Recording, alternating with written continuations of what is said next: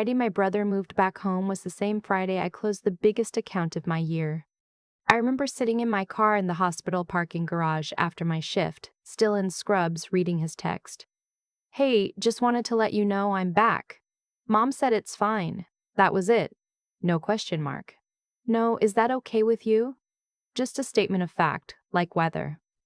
I sat there for a long moment with my phone in my lap and the engine running, and I thought, of course he is. My name is Leigh. I'm 31 years old. I'm a registered nurse, and for the last 4 years I have been the person quietly holding my family together with both hands while nobody noticed. That's not me being dramatic. That's just what happened. Let me back up. My parents bought the house I grew up in, a 3-bedroom colonial in a suburb outside of Columbus, Ohio, back in 1994. It was a good house. Solid bones, corner lot, the kind of neighborhood where people still wave at you from their driveways. My brother Caleb and I both grew up there. He's 3 years older than me. He was always the one who got the bigger bedroom. The later curfew. The benefit of the doubt. I left for nursing school at 21 and never really stopped moving forward. Caleb bounced. He went to 2 different colleges and finished neither. Moved to Phoenix for a girl. Moved back. Started some kind of online retail thing that never quite worked. And then landed a sales job at a medical supply company that he described as basically an executive role every single time it came up. He was 34, living in an apartment 20 minutes from our parents and dating someone new every 6 months. When my dad got sick, really sick, the kind of sick that changes everything, I was 26. It was a cardiac event, then complications, then a hospital stay that stretched into weeks. I was working nights at that point and would drive over on my days off to help my mom navigate the insurance calls, the discharge paperwork, the follow-up appointments. Caleb sent a card. He called on Sundays. The medical bills were not small. My parents had decent insurance, but there were gaps, and my dad had missed some mortgage payments during the stretch when he couldn't work. By the time he came home, they were 2 months behind on the house. I didn't find this out from them. I found it from a notice on the kitchen counter that I happened to see when I was dropping off groceries. I sat down with my mom that night at the kitchen table, and I asked her directly, "How bad is it?" She cried. That was how I knew it was bad. I had about $14,000 saved at that point. I used 12 of it to bring the mortgage current. I didn't tell Caleb. My parents didn't tell Caleb. It just got handled, the way things in our family always got handled. Quietly, by me, while Caleb continued living his life in his apartment, posting photos from Bengals tailgates. That was the beginning. Over the next 2 years, my dad's health stabilized but never fully recovered. He went back to work part-time for a while, then stopped entirely. My mom picked up extra hours at the dental office where she worked the front desk, but it wasn't enough. The mortgage was $1,200 a month. Their fixed expenses were eating everything she brought in. I started covering the mortgage directly. I set up an auto transfer every month. I also covered the property taxes when they came due, about $3,200 a year, and I added myself to their homeowner's insurance policy so I could manage it more easily. At some point, my dad asked if we could talk, just the 2 of us on the back porch one evening last fall, with the kind of quiet that settles over Ohio suburbs in October. He told me he talked to a lawyer. He told me he wanted to put the house in my name. He said he didn't want what happened with the mortgage to happen again. Didn't want my mom to be in that position if something happened to him. And he trusted me to take care of things. I said, "Dad, I don't need the house in my name." He said, "I know you don't need it. That's why I want you to have it." We went to the lawyer's office together, just the 2 of us, 2 weeks later. He signed a quitclaim deed transferring ownership to me. I paid the transfer tax and recording fees. The deed was filed with the county recorder's office. I folded my copy and put it in the fireproof lockbox I keep in my closet, under my nursing license and my car title. My dad passed away 7 months later. It was February, a Thursday morning. I was at work. My mom called and I sat down in the hallway outside a patient's room. and I just held the phone against my ear and didn't say anything for a long time. We buried him on a Saturday. Caleb flew in from Phoenix. He'd moved back to Phoenix by then. And he cried at the graveside and hugged my mother and said all the right things. He stayed for 4 days. Then he flew back. I stayed. I took a week of bereavement leave and I helped my mom go through my dad's paperwork, and I called the Social Security office and I sat with her every evening that week and watched whatever she wanted to watch on television. Then I went back to work. I kept paying the mortgage. I kept paying the taxes. My name was on the deed. My money was paying the bills. But my mom still called it the house, like it had always been, like nothing had changed. I didn't correct her. It didn't seem like the moment. What I did not know was that Caleb had lost his executive sales job sometime in the spring. I found out in June when my mom mentioned it casually over the phone. "Oh, your brother's going through a transition right now, you know how it is." The way she always cushioned things when they were about Caleb. What I also did not know was that my mom had already told him he could move back into the house. Into my old room. My room, the one I still kept my things in, the one I stayed in when I visited. The one with my nursing school books still on the shelf and a framed photo of my dad and me on the dresser. I found out on a Friday evening in early August, sitting in my car in the hospital parking garage, reading a text from my brother. I drove home, to my apartment, the one I rented. The one I paid for separately because I'd never felt right about living rent-free in a house I technically owned while my mom was there. And I changed out of my scrubs and I called my mom. She answered on the second ring, cheerful. "I was going to call you this weekend," she said. "Caleb's going to be staying in your room for a little while. Just until he gets back on his feet. You don't mind sleeping on the pullout when you visit, do you? You're so low maintenance, Leigh, honestly?" I asked her how long a little while meant. She said probably 6 months, maybe a year. I asked her if she talked to me before making this decision. She said, "Well, it's family. I didn't think I needed to." I sat on my couch for a long time after we hung up. I wasn't angry yet. I was something else, something more like tired. The particular kind of tired that comes from realizing a thing you'd hoped wasn't true is, in fact, true. I called my aunt, my dad's sister, who lived in Cincinnati and who had always been the person I called when I needed someone who would tell me the truth. She listened to the whole thing. Then she said quietly, "Leigh, does your mother know whose name is on that deed?" I realized she didn't. Not because I'd hidden it from her, because she'd never asked. I went to my fireproof lockbox that night, and I took out the deed and I looked at it for a long time. My name, the legal description of the property, the notarized signature of my father, dated last October. I didn't call my mom back that night. I slept on it. Caleb arrived the following Saturday with a U-Haul trailer and 2 friends I'd never met. My mom apparently let him in and helped him carry boxes upstairs. I know this because she sent me a cheerful text with a photo. "Getting settled. So nice to have the whole family closer again." She did not ask me how my week had been. She did not mention that she'd moved my belongings, my books, my photo of my dad, a sweater I'd left hanging on the back of the closet door, into a garbage bag and put them in the hallway. My aunt forwarded me the photo when my mom sent it to the family group text. The caption my mom had added to the group: "Caleb's getting the big room all to himself. Leigh's room has so much space." Not her room, his room. I took a screenshot. I didn't respond to the group text. I want to be honest about something. For about 2 weeks after that, I thought about just letting it go.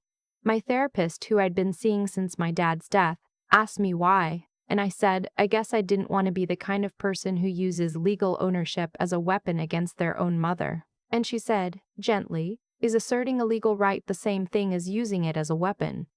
I didn't have a good answer.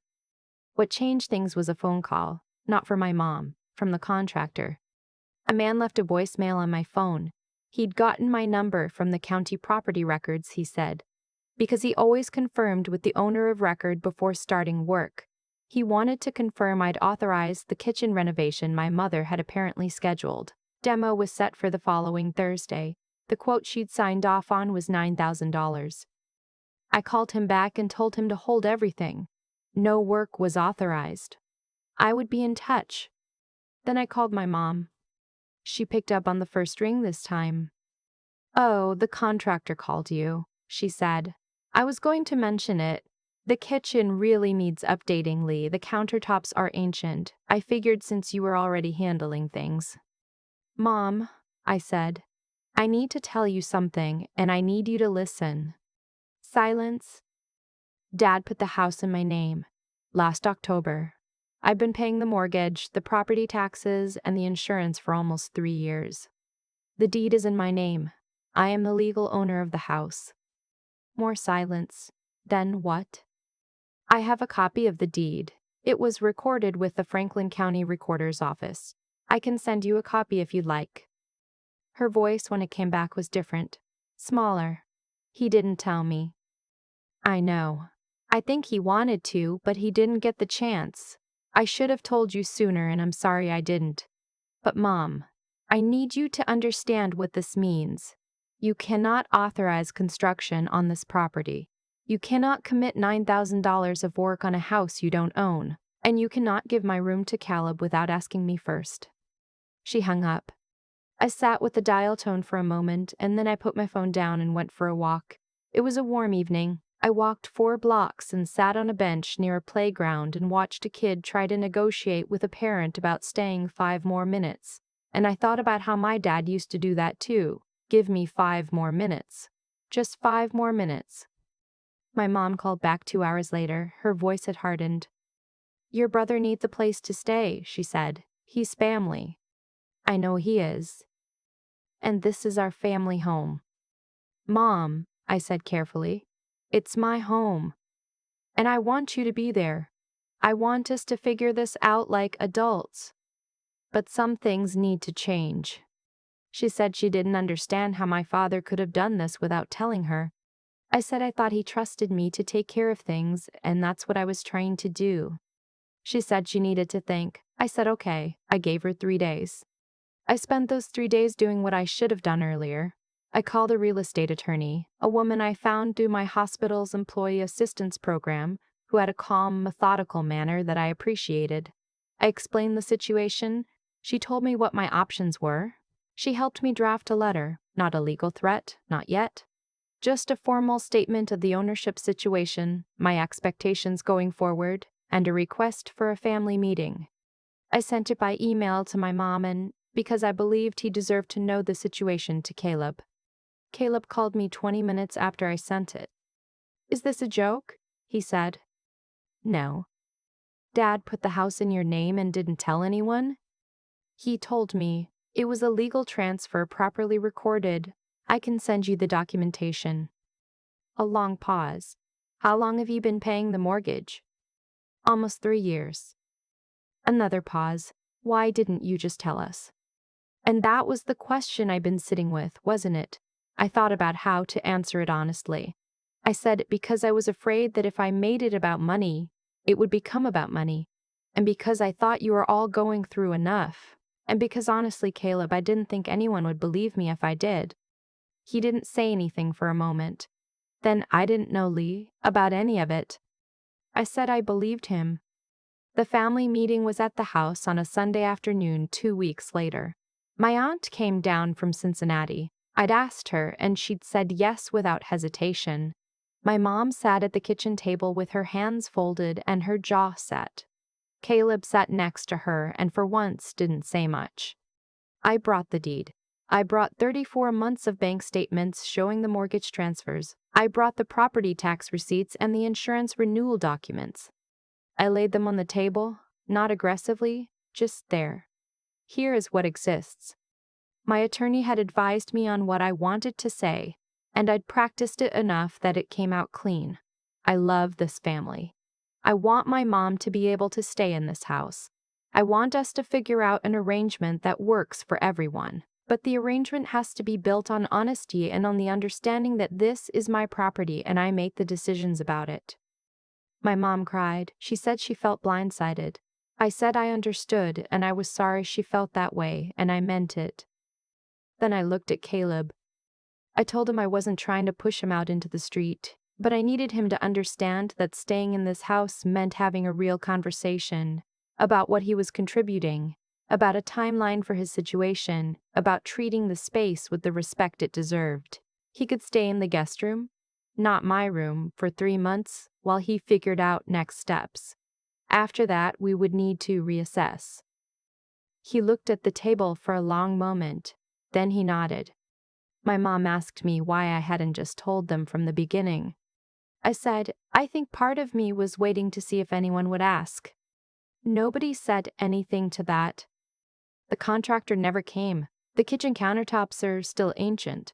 I have not gotten around to updating them, and honestly, I don't feel any particular urgency to. The house is standing. The mortgage gets paid.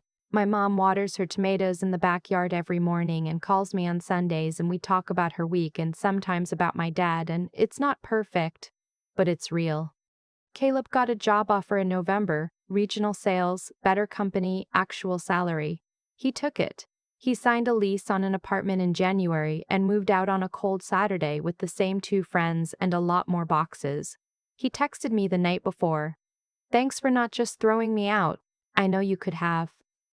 I wrote back, that was never what I wanted.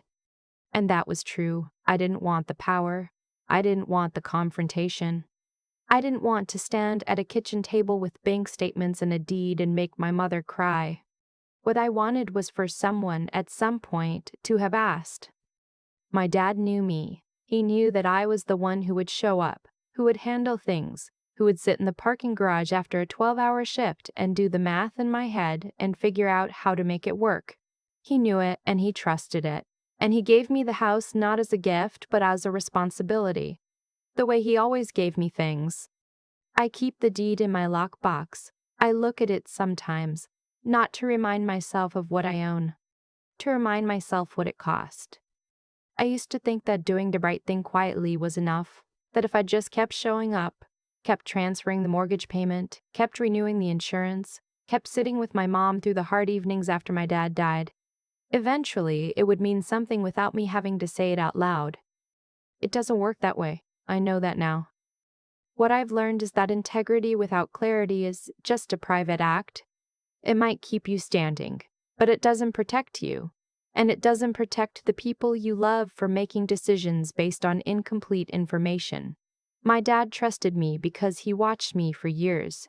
He saw how I handled things, but he never told anyone else what he saw, and I never did either. And that silence became the gap that everything else fell into.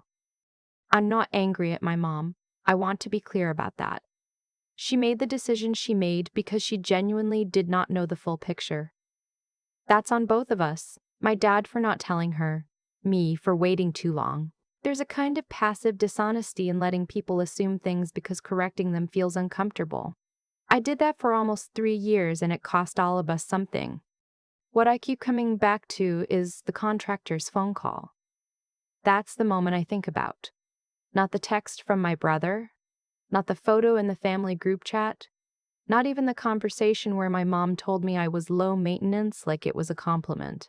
It was a stranger calling to confirm authorization for $9,000 of work on a property I owned because he checked the public record before picking up a hammer. A stranger did his due diligence, and I had spent years not doing mine. Being responsible, genuinely responsible, not just financially but in the full sense of the word, means being willing to have the conversations that feel too hard to have. It means not waiting for someone to ask. It means understanding that love and clarity are not opposites, and that you can tell your family the truth and still love them through the discomfort of it.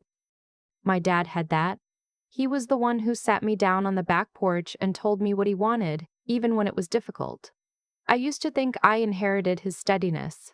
What I actually had to learn is that steadiness without honesty is just endurance, and endurance alone doesn't build anything. I think about Caleb too. He didn't know. He genuinely didn't know where the mortgage payments came from or that the house had changed hands. And when I told him, he didn't get defensive. He got quiet. And then he asked the right question. Why didn't you just tell us? That question took more self-awareness than I would have given him credit for. It reminded me that people can surprise you when you actually give them the full truth to work with. The deed is still in my lockbox. The house is still standing. My mom still calls on Sundays. I used to keep the deed there to remember what I own. Now I keep it there to remember what it takes to hold something together. Not just money, not just showing up, but the willingness to be honest about what you're carrying, even when nobody's asked. Especially then.